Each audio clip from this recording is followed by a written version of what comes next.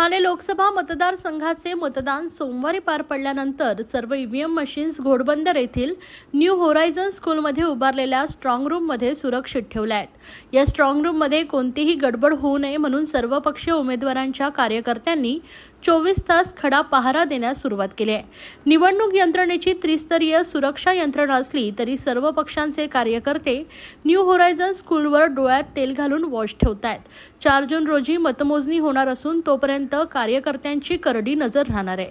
राज्यात निवडणुकींचे 5 टप्पे संपताच मतदान झालेल्या ईव्हीएम मशीनच्या स्ट्रॉंग रूमवरही तक्रारी येण्यास सुरुवात झाली।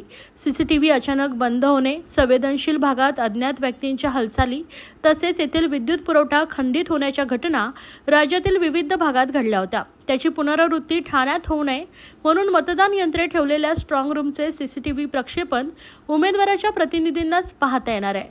दरम्यान निवडणूक निर्णय अधिकाऱ्याच्या निदर्शनानंतर जिल्हा प्रशासनानं ही मुभा दिली असून एकूण 64 सीसीटीव्ही बसवण्यात आले आहेत। सातारा आणि बारामती लोकसभा मतदारसंघात या स्ट्रॉंग रूमचे काही काळासाठी सीसीटीव्ही प्रक्षेपण खंडित झाल्याचा प्रकार समोर आला होता।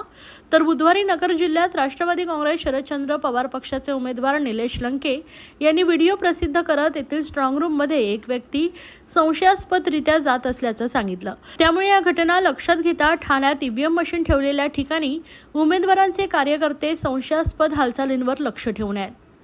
मतदानानंतर मतमोजणीसाठी 15 दिवसांचा कालावधी असल्यानं ईव्हीएम मशीन सुरक्षित राहण्यासाठी स्ट्रॉंग रूम तयार केल्यात। त्या स्ट्रॉंग रूमची जबाबदारी 128 केंद्रीय निमलष्करी दल, राज्य राखीव पोलीस दल यांच्यासह स्थानिक पोलीस अशा 3 दलांच्या खांद्यावर आहे।